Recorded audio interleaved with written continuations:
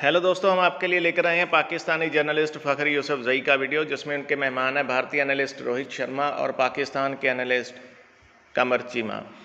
दोस्तों, दहशतगर्दी के मुद्दे पर दुनिया के किसी न किसी फॉर्म में पाकिस्तान घिरा रहता है, जिसको लेकर रोहित शर्मा का ये मानना है कि पाकिस्तान के prime minister Osama bin Laden को शहीद कहते हैं, पाकिस्तान के फॉरेन मिनिस्टर लदेन को दहशतगर्द कहने से इनकार कर देते हैं और हाफिज़ सईद जैसे दहशतगर्द, जिनको America, England, Australia, European countries सहित पूरी यूएन ने दहशतगर्द करार दे रखा है और उनके सर पर $10 मिलियन का इनाम है, वो पाकिस्तान में खुलेआम घूमेंगे और अपनी पैरेलल कोर्ट्स चलाएंगे, 5,500 से ज़्यादा फैसले सुनाते हैं, तो फिर पाकिस्तान पर उंगलियां उठनी तो स्वाभाविक है।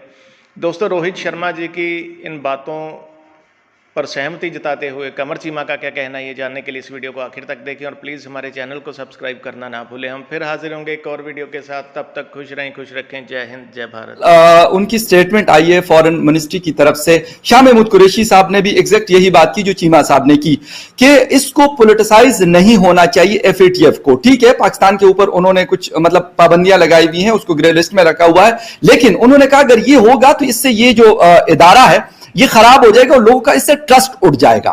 नहीं, ये बात शाह महमूद कुरैशी साहब बोल रहे हैं तो अच्छी बात है, क्योंकि उन्होंने अभी ओसामा बिन लादेन को टेररिस्ट तो बोलने से सीधे सीधे मना कर दिया, राइट। उन्होंने तालिबान को क्लीन चिट दी कि यार it will be exaggeration to call that Taliban is involved in violence. तो अगर इस तरीके के स्टेटमेंट्स, और आपके प्राइम मिनिस्टर पार्लियामेंट में बोल चुके हैं कि ओसामा बिन लादेन शहीद थे, राइट, तो FATF को अगर ये बोल रहे हैं कि इसको पॉलिटिसाइज नहीं करना चाहिए, तो क्या ये क्लीन चिट तालिबान को देके, ओसामा बिन लादेन को देके वो पॉलिटिक्स नहीं थी? क्या वो अपने हार्डलाइन मुस्लिम वोट बैंक को पक्का नहीं कर रहे थे? ठीक है, तो वो खुद पॉलिटिसाइज कर रहे हैं हर चीज को। उनके तो स्टेटमेंट्स ऐसे हैं, एक दिन बोलते हैं कि 370 removal was internal matter of India, और उससे अगले दिन उससे पलट जाते हैं। अरे यार, तो एक तो पॉलिटिकल स्टेटमेंट रहा होगा दोनों में से। मैं कहता हूं कि चलो आपने गलती से बोल दिया, एक तो पॉलिटिकल स्टेटमेंट था, कोई तो पॉलिटिकल कंपल्शन थी। FATF ऑर्गेनाइजेशन है, FATF में 190 कंट्री हैं, एक इंडिया पॉलिटिसाइज कर देगा तो चल जाएगा। जहां तक बात यह है कि हाफिज सईद जिसका घर था, अरे यार ये हाफिज सईद का ही एक आदमी था, ये हाफिज सईद का ही एक आदमी था इलियास कश्मीरी, जो कि ओसामा बिन लादेन के साथ मिलकर के US प्रेसिडेंट बराक ओबामा के मर्डर की कोशिश कर रहा था, और यह फाइल में लिखा था, और वो फाइल ओसामा बिन लादेन के घर से मिली थी। ठीक है, आगे बात करते हैं। अबू जिंदाल, ड्रेडेड टेररिस्ट, पता नहीं पाकिस्तान में उसको क्या बोला जाता है, 2012 में अरेस्ट हुआ, इंडिया आया करके उसने बोला, इंडिया में स्टेटमेंट है उसका कि इंडिया में स्टेटमेंट ये है कि वो जिंदाल जो है, ये हाफिज सईद जो है, जब 11 सितंबर अटैक हुआ था तो वो टेरर कंट्रोल रूम में बैठा था और वहां से ऑर्डर्स दे रहा था डायरेक्ट। ठीक है, चलिए और आगे आते हैं। ठीक है, ये क्या ये इसके हाफिज सईद की ऑर्गेनाइजेशंस क्या क्या भाई साहब? लश्कर और जमात, दोनों को इंटरनेशनल टेररिस्ट, दोनों को इंटरनेशनल टेररिस्ट ऑर्गेनाइजेशन डिक्लेयर किया हुआ है। हाफिज सईद को इंटरनेशनल टेररिस्ट डिक्लेयर किया हुआ है कितने कंट्रीज ने? बताता हूं मैं आपको। अमेरिका ने, यूनाइटेड किंगडम्स ने, UN ने, और यूरोपियन यूनियन ने, रशिया ने, ऑस्ट्रेलिया ने। ये सारे कंट्रीज क्या पॉलिटिसाइज कर रहे हैं? ये सारे कंट्रीज क्या गलत बोल रहे हैं? इसके साथ साथ क्या इसने जाकर के अफगानिस्तान में जंग नहीं लड़ी थी? ठीक है, चलिए उसके बाद मैं मान लेता हूं। क्या बॉम्बे अटैक, इसके ऊपर $10 मिलियन का इनाम रखा हुआ है? $10 मिलियन, $10 मिलियन आदमी कमा नहीं पाता, एक एवरेज अमेरिकन, उतने का इनाम रखा हुआ है। इतना ही ओसामा पे था, और एक $10 मिलियन क्या इनाम वाला आदमी, इनाम कब रखा गया था?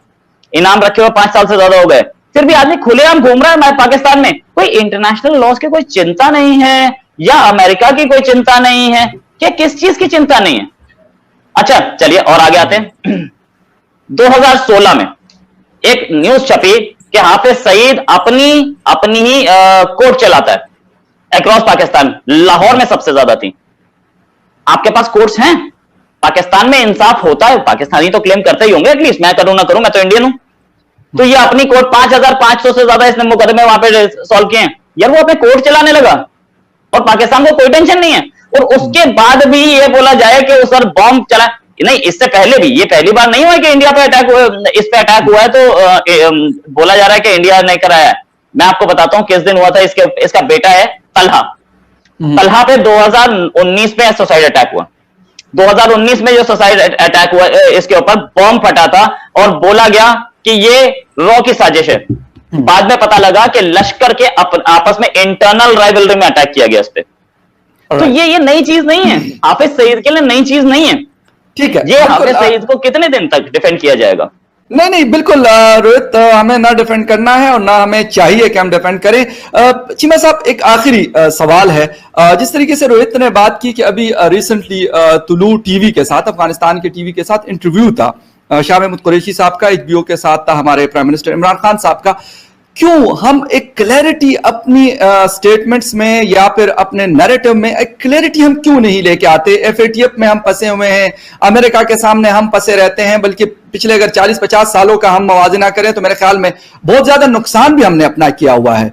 इसके बावजूद हम एक क्लैरिटी नहीं लेके आते। क्या वोट की वजह से है या एस्टेब्लिशमेंट के डर की वजह से है या इस तबके के डर की वजह से हम ये क्लियर बात नहीं करते कि नहीं यार, मतलब we are not supporting you anymore? देखिए, इसमें मुझे ऐसे लगता है कि जो सियासतदान, अगर कोई सियासतदान हो और वो फॉरेन मिनिस्टर भी हो जाए तो ऑब्वियसली ये उसके लिए प्रॉब्लम है। वो चाहते ये होते हैं कि उन्होंने सियासत भी करनी है, कॉन्स्टिट्यूएंसी हल्के की पॉलिटिक्स भी करनी है और डिप्लोमेसी भी करनी है। तो जो हल्के की कॉन्स्टिट्यूएंसी की पॉलिटिक्स है और डिप्लोमेसी जो है वो स्टेट लेवल की, वो दो अलग चीज़ है। सो शाह महमूद कुरैशी और इमरान खान, ये आपको पता है ये सारे अपोलोजिस्ट हैं, ये सारे के सारे डबल माइंडेड लोग हैं।